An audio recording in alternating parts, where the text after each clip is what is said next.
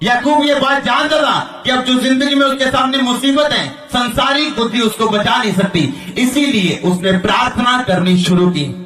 और बाइबल में आपको सीक्रेट दे रहा हूं, मैं आपको वो भेद दे रहा हूं जो मैंने अपनी जिंदगी में लागू किए हैं। हर एक विश्वासी जो रात रात प्रार्थना करता है, आपको एक समय आएगा कभी भी टूटा हुआ नहीं मिलेगा।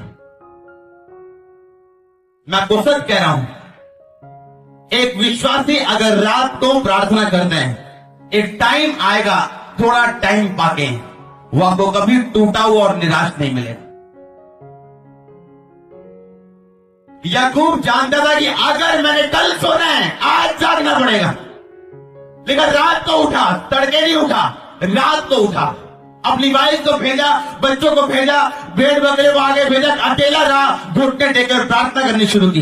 रात भर युद्ध करता रहा, परमेश्वर जब तक तू मुझे आशीष न देगा मैं तुझे जाने नहीं दूंगा। बाइबल बताती है केवल याकूब ही नहीं बदला, उसका नाम इज़राइल यानी शुद्ध मन परमेश्वर ने रखा। याकूब का जो स्थान था वो भी बदला उसके साथ, उसका नाम पनीएल रख दिया गया। जब एक विश्वासी फैसला करता है रातों को उठ के प्रार्थना करने का, मैं आपको बताता हूं केवल आपकी जिंदगी नहीं बल्कि आपका एटमॉस्फेयर, आपकी परिस्थितियां, आपका परिवार और जो एरिया आपके साथ जुड़ा हुआ है वो भी बदलता है यीशु मसीह के नाम में। आज मैं आपको भेद दे रहा हूं, हर एक विश्वासी, इसीलिए शैतान चाहे उसे आपको करोड़ों का बिजनेस देना पड़े, वो आपको देगा कि आपकी रात की प्रार्थना खत्म हो जाए। उसे बीमारी देनी पड़े वो भी देगा ताकि रात की प्रार्थना खत्म हो जाए। उसे नींद देनी पड़े, उसे कुछ देना पड़े ताकि रात की प्रार्थना आप कभी ना कर सकें। मैं 1 घंटे वाली बात नहीं कर रहा हूं, मैं प्रार्थना की बात कर रहा हूं 12 बजे से लेकर 6 बजे तक। मैं 2 घंटे वाली प्रार्थना की बात नहीं कर रहा हूं, मैं लाइफ चेंजिंग प्रार्थना की बात कर रहा हूं। मैं बच्चों से बात नहीं कर रहा हूं। आज मेरा विश्वास है आप आने वाले दिनों के प्रचारक हैं, आप आने वाले दिनों के सेवक हैं यीशु मसीह के नाम में। कितने मेरी बात को समझ रहे हैं? बाइबल में लिखा याकूब रात को उठा। अगर आप चाहते हैं आपकी परिस्थितियां बदलें, घराना बदले, आपका एटमॉस्फेयर बदले, आपका एरिया यानी आपकी जिंदगी, आपके आसपास का सब कुछ बदले, रात को उठना पड़ेगा। आपको सर्वशक्तिमान को पुकारना पड़ेगा रात को उठ के। इसीलिए शैतान रात की प्रार्थना कभी नहीं करने देता एक विश्वासी को। लोग दूर दूर से आके मुझसे पूछते रहे क्या प्रॉब्लम, क्या बात है, आपकी कलीसिया, आपके लोग, आप इतने आशीषित कैसे और इतना थोड़े टाइम के अंदर। जो मेरे करीबी लोग हैं वो जानते हैं, ऐसा टाइम इसी पिछले दिनों में था। मेरे घर वाले, मेरी वाइफ आपको बता सकती मैं कितनी रातें सोया हूं सिर्फ उंगलियों में, और कितनी रातें प्रार्थना की। जितनी रातें हम सोए हैं वो उंगलियों पे हैं। कितनों को समझ आ रही है? आप अगर रिजल्ट देखना चाहते हैं, आपको वो रिजल्ट प्रार्थना में मिल सकता है, सिर्फ रात की प्रार्थना। कितनों को समझ आ रही? मेरे ख्याल से आज मैं बच्चों से बात नहीं कर रहा हूं, आज मैं कुछ उन लोगों से बात कर रहा हूं जो सीरियस हैं, जो चाहते हैं वो बदले, जो चाहते हैं वो घराना बदले, जो चाहते हैं उनका एरिया बदले, उनकी चर्च बदले, उनके लोग बदले, जो ये चाहते हैं परमेश्वर जब तक तू ये काम नहीं करेगा हम तेरे को जाने नहीं देंगे। प्रार्थना, रात की प्रार्थना आपकी जिंदगी को उतना बदल सकती है जितना आप सोच भी नहीं सकते। मैं आपको भेद दे रहा हूं। आज मैं नए लोगों से बात करने यहां पे नहीं आया। वो डर जाएंगे, अच्छा तेरे काम पे कितने जावांगे। आप जा सकते हैं काम पे, 12 से 5 प्रेयर करके 5 से 8 सो के 9 बजे आप काम पे जा सकते हैं, अगर इरादा पक्का है तो। अगर बहाने हैं तो भी 36 बहाने हैं, अगर कोई बहाना नहीं तो कोई बहाना नहीं। बाइबल में लिखा वो रात को उठा, वो जानता था आने वाले दिन बुरे हैं, वो जानता था मेरा भाई मुझे मारने के लिए आ रहा है, तो क्या कर रहे हैं आज। अगर हम जानते कल दिन बुरे हैं तो, अगर कल सोना है या तो आज सो जाओ या कल सो जाओ, फैसला आपके हाथ में। परमेश्वर ने कुछ नहीं करना भाइयों और बहनों, समझ आ रही कि नहीं? उन्हें कुछ नहीं करना, उन्हें तो उत्ते दे दो थले देख रहे हैं तो वाल उन्हें बाइबल सानू हथियार देते हैं, लेकिन सब बातों के साथ प्रार्थना करने में दिन और रात लो लीन रहो, प्रार्थना करते रहो ताकि तुम परीक्षा में ना पढ़ सको। आमीन। इसलिए बाइबल में लिखा याकूब रात को उठा।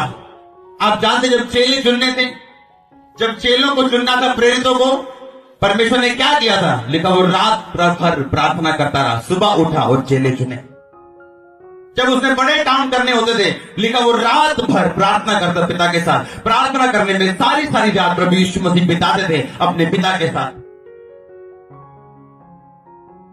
आज विश्वासी चाहते हैं, हाँ जी साडी भूआ ने साडे जादू टूना कर दिता, साडी चाची ने साडे टूना कर दिता। रात से 6 अगर आप प्रेयर करेंगे, जो आप पे टूना कर रहे हैं ना, वो आपको नाचते मिलेंगे रात को। मैं आपको सच में कह रहा हूं। हमने दुष्ट आत्माओं से पूछे, दुष्ट आत्माओं ने बताया, साक्षी दी कि उस व्यक्ति भी हम अटैक नहीं कर सकते, वो पहनते असि अटैक नहीं कर सकते, वो गर्म है, आत्मा से गर्म है और प्रार्थना दे बीच। बाइबल में लिखा याकूब रात को उठा, सवेरे नहीं उठा, रात को उठा। क्यों? याकूब जानता था अपने पिता अब्राहम को, उसने देखा था अपने दादा को, इसहाक को, अपने पिता को, वो जानता था कि क्या करना है उसने। वो रात को उठा, लिखा, और उसने प्रार्थना की और वो सारी रात प्रार्थना करता रहा। और क्या उसे रिजल्ट मिला? याकूब, जिसका नाम है धोखा देने वाला, उसका नाम बदल गया इजराइल के रूप में।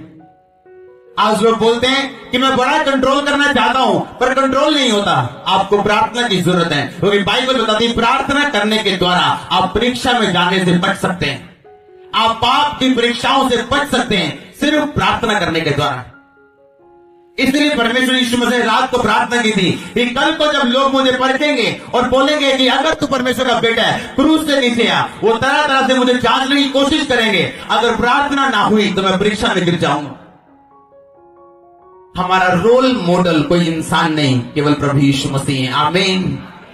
अगर उसने सारी रात प्रार्थना की थी तो मेरी बात का यकीन मत करो, परमेश्वर की बात का यकीन करो और सारी रात एक टाइम जरूर रखो कि प्रार्थना करो। आज लोग चाहते हैं, आप जानते हैं अब्राहम, लिखा जब वो मलिकिसिदक याजक से मिला, उसने क्या कहा था? उसने कहा याजकों की याजक, मैं तुझे अपनी सारी चीज का 10वां हिस्सा देता हूं। बाइबल के मुताबिक मलिकिसिदक का याजक जो राजा भी था और याजक भी था, वो कौन था? लिखा ना के दिनों की शुरुआत थी, दिनों का अंत था, ना उसके माता पिता थे, ना वंशावली थी। इसका मतलब वो प्रभु यीशु मसीह थे, क्योंकि यीशु मसीह पिता के बिना हुए, माता के साथ हुए। कितनों को समझ आ रही? बाइबल के मुताबिक अब्राहम ने परमेश्वर के साथ एक पार्टनरशिप की थी कि जो मेरा होगा 10% तेरा होगा। तब दशवान देने का हुक्म नहीं था बाइबल में, वो बाद में बना। और बाइबल बताती है जब सदोम गमोरा को परमेश्वर नाश करने वाले थे, अब्राहम 10 के नीचे नहीं गया। परमेश्वर को बोला, परमेश्वर अगर 50 मिले, परमेश्वर बोला नाश नहीं करूंगा। अगर 40, 30, 20, 10 के बाद अब्राहम ने बस कर दिया। वो जानता था कि जितनी उसकी पार्टनरशिप है उसके ज्यादा वो परमेश्वर से बढ़ नहीं सकता। कितनों को समझ आ रही? आप परमेश्वर से उतना ही ले सकते हैं जितना आप वचन को जानते हैं, या जितना आप परमेश्वर को समय दे रहे हैं, या जितना आप प्रार्थना में घुटनों के साथ परमेश्वर के सामने पुकार रहे हैं। डैनियल आत्मिक बुद्धि के द्वारा बचा, यहोशू आत्मिक बुद्धि के द्वारा बचा, प्रभु यीशु मसीह आत्मिक बुद्धि के द्वारा बचे, याकूब आत्मिक बुद्धि के द्वारा बचा। आज एक विश्वासी चाहते हैं कि उस पर जादू टोने का अटैक ना हो। आज एक विश्वासी चाहते हैं शैतान उस पर हमला ना करे, उसका घर बदल जाए, उसका बिजनेस बदल जाए, उसके लोग बदल जाए, उसके पति का दिमाग बदल जाए, उसकी पत्नी का दिमाग बदल जाए, सब कुछ बदल जाए। लेकिन रात को प्रार्थना करने से वो कतराते हैं, नींद आती है उसे, 1 घंटे से ज्यादा वो प्रार्थना नहीं कर सकता। किस तरह से अगर हमने शरीर पे फतह नहीं पाई, हम अपने एटमोस्फेयर पे या शैतान पे या परिस्थितियों पे किस तरह फतह पाएंगे? आप बताओ। आप जानते हैं ये बड़ी कड़वी सच्चाई है। एक व्यक्ति जो टूटा हुआ है वो भविष्यद्वक्ता नहीं बन सकता। अब आपको लगेगा कि मैं टूटी हुई हूं, मेरे को वहां प्रॉब्लम है, मैं तो बड़ी रो रो के दुआ करती हूं। वो कोई प्रॉब्लम नहीं, परमेश्वर आपसे प्यार करते हैं। लेकिन भविष्यद्वक्ता, परमेश्वर का दास या उसका इफेक्टिव जन बनने के लिए जो असरदार हो, आपको इमोशनल चीजों से बाहर आके वचन के द्वारा चलना पड़ता है। और परमेश्वर आने वाले दिनों में आपको सिखाएंगे यीशु मसीह के नाम में। आप जानते हैं एक टाइम रहता है आप टूटे रहते हैं, एक टाइम आता जब आप टूटते नहीं, आप जोड़ने वाले बनते हैं यीशु मसीह के नाम में। एक टाइम आता जब आप जान जाते हैं कि आप किसके लिए पैदा हुए हैं। एक टाइम आता आप जान जाते हैं कि आप कौन है और परमेश्वर ने किन बड़े कामों के लिए आपको चुना हुआ। हालेलुया। लेकिन वो टाइम प्रैक्टिकली आता है। हर एक व्यक्ति को परमेश्वर अपने तरीके के साथ उसे समझाता है और उसे आगे लेके जाता है। अगर उसकी आगे बढ़ने की इच्छा हो, अगर वो परमेश्वर की आवाज सुनने की इच्छा रखता हो, अगर वो इच्छा रखता हो कि परमेश्वर मुझसे बात करे और मेरी भी अगुवाई करे और मेरी जिंदगी को भी ऊंचा करे और बलवंत करे और सुदृढ़ करे और अच्छे रीति के साथ आगे लेके जाए।